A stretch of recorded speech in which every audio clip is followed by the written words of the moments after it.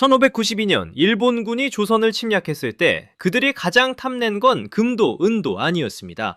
바로 흙을 빚는 사람들이었거든요. 조선에서는 천민 취급받던 도공들, 이 사람들이 일본에 끌려간 뒤 벌어진 일은 상상을 초월합니다. 성씨를 받고 땅을 받고 사무라이급 대우를 받았거든요. 그리고 몇 년 뒤 조선이 이들을 데려오려 했을 때 도공들은 이렇게 말합니다. 돌아가지 않겠다고. 왜 이 사람들은 조국으로 돌아가기에 거부했을까요? 이 이야기를 이해하려면 먼저 조선에서 기술자가 어떤 존재였는지를 알아야 합니다.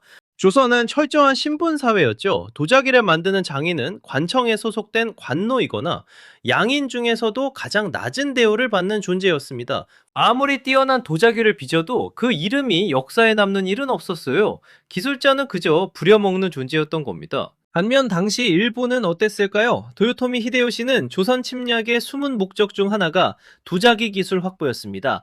당시 유럽에서 동양 도자기는 금값이었거든요. 일본은 이 기술이 없었습니다. 그래서 전쟁터에서 도공을 찾아 납치하는 게 각본주의 핵심 임무 중 하나였어요. 이 전쟁이 도자기 전쟁이라 불리는 이유가 바로 이겁니다. 끌려간 조선인은 수만 명, 그중 도공들은 일본 각지로 흩어졌습니다. 그런데 여기서 반전이 일어나요. 일본의 번주들은 이 도공들을 노예처럼 부리지 않았습니다. 오히려 일본식 성씨를 내리고 토지를 주고 사무라이에 준하는 신분을 부여했어요. 기술을 가진 자에 대한 대우가 완전히 달랐던 겁니다. 대표적인 인물이 이삼평입니다. 사가번에 끌려간 이삼평은 1616년 아리타의 이즈미야마에서 백자 원료를 발견합니다. 이게 일본 도자기 역사의 시작이에요. 번주 나베시마는 이삼평에게 특별한 지위를 주고 마을 전체를 보호구역으로 만들어 기술 유출을 막았습니다. 조선에서는 이름조차 남지 못했을 사람이 일본에서는 도자기의 시조가 된 겁니다. 여러분, 이 얼마나 아이러니한 상황인가요? 같은 사람이 같은 기술을 가지고 한쪽에서는 천민이고 다른 쪽에서는 신처럼 모셔지는 거예요. 이 영상이 도움이 되고 있다면 좋아요와 구독 부탁드립니다. 전쟁이 끝나고 조선은 뒤늦게 깨달았습니다. 도자기 기술이 사라졌다는 걸요. 1604년부터 조선은 세환사를 보냅니다. 끌려간 사람들을 데려오기 위한 외교 사절이었죠. 일부 조선인은 돌아왔습니다. 하지만 도공들은 달랐어요. 기록에 따르면 많은 도공들이 귀국을 거부했습니다. 그 이유가 뭐였을까요? 이곳에선 대접을 받는데 돌아가면 다시 천민이라는 거예요. 조선이 빼앗긴 게 아닙니다. 조선이 스스로 버린 겁니다. 전쟁에서 진 건 칼이 아니었어요. 대우였습니다.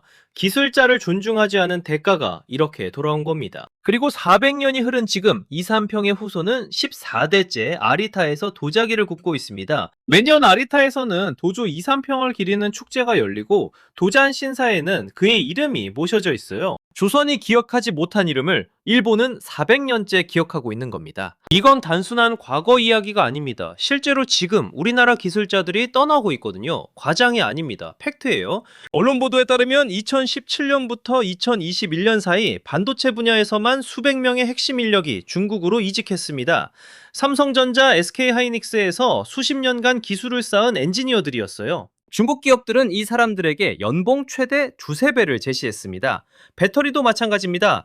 LG에너지솔루션, 삼성 SDI 출신 인력들이 중국의 CATL이나 BYD로 빠져나간 사례가 잇따르고 있어요. 그런데 이 사람들이 떠나는 이유가 돈 때문만은 아닙니다. 한국 기업에서 엔지니어는 아무리 실력이 뛰어나도 결국 관리직으로 가야 인정받는 구조예요.